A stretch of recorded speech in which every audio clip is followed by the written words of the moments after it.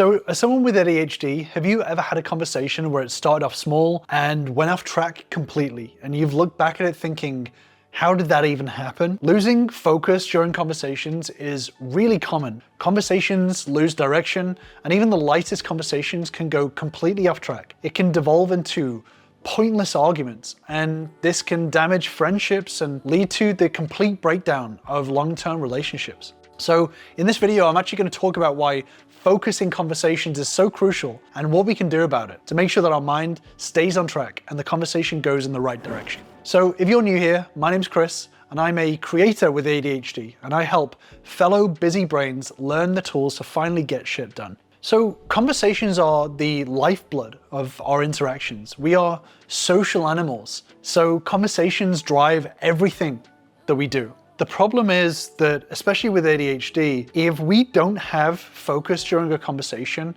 we can get lost in the trees. We can start to scrabble around, trying to figure out what is being said, what is the point, what we should say, and we tie our brains into knots because we're constantly trying to grab onto something to tie ourselves to in the conversation. And then what usually happens is that we're trying to come up with a response while we're also trying to process the information that's being said to us. And our brain can go in a million different directions, and we're talking and processing at the same time, and the conversation just breaks down completely. So a lot of my ADHD clients and members have spoken to me about how they really struggle in conversations. They struggle to pay attention to what is being said, and they also struggle to stop themselves from impulsively just saying the thoughts that are coming to their mind. And that's often a recipe for disaster, because what it means is that you're saying a lot of things that you're not really thinking about, and you're not thinking about the things that are being said. And to the other person in that conversation, that's just showing them that you have no interest in what they have to say, and the communication breaks down very, very quickly.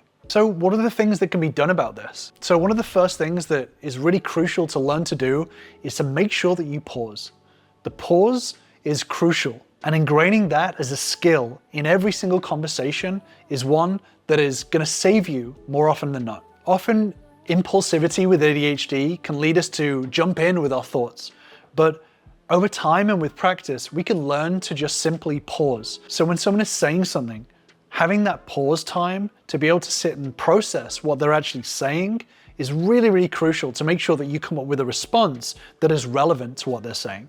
This is not easy, but it is possible, and it's a really important skill to develop. And when you do take that time to pause, you're actually showing much more consideration, not only for yourself and your brain, the way it works, but also for the other person, because what you're doing is you're showing that you don't want to jump in with your immediate thought. You want to sit down and you want to take the time to understand what is being said to you, what information is coming out to you, so you can formulate your thoughts in a much more precise and effective way. The second thing when it comes to conversations, if you struggle with focusing on what is being said, it's really important to simplify it. Rather than getting lost in the woods, wandering around, getting lost on smaller points, making sure that you're taking that time to pause, and then in your mind, whilst you're pausing, break that conversation down and separate in your mind what is the main point that they're making and what are the details of that. Oftentimes, the conversation is way simpler than you think. Then it can be a lot easier to figure out where to go next. So for example, if you take the time to pause and then look at where the next route is, it could be two options. Is this person just wanting to vent, or do they have a problem that they want solving? So one way of simplifying conversations is,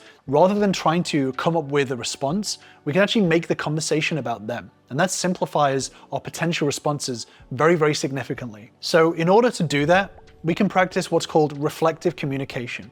So reflective communication is actually a really, really effective practice, because what it does is it shows that you're actually actively listening to the person who's speaking rather than simply waiting for your response. And it actually helps develop your listening skills. So an example of reflective communication is if someone turns around to you and says, "I'm so upset because you've spent all this money and we're trying to save for a house."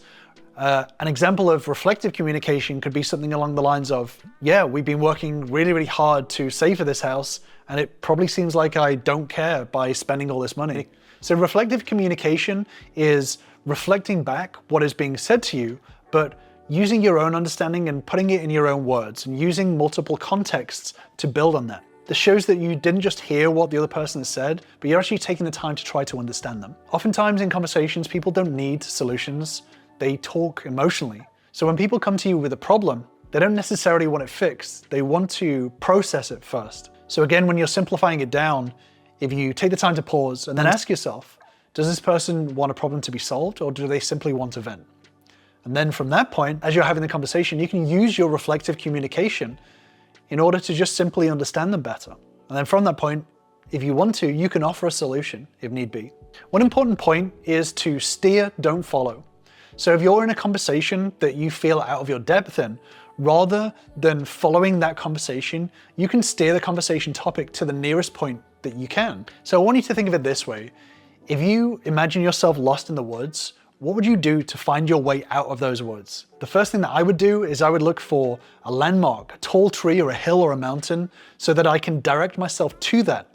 So I can check out the landscape to see where I need to go, rather than just wandering around aimlessly. And that's what we need to do in conversations. So when you're steering, not following, that means that you're heading to a landmark in the conversation. So for example, if a conversation becomes about money and about saving for a house, in that reflective communication, I headed straight to, this is someone talking about their feelings and their anger, so I'll head towards that.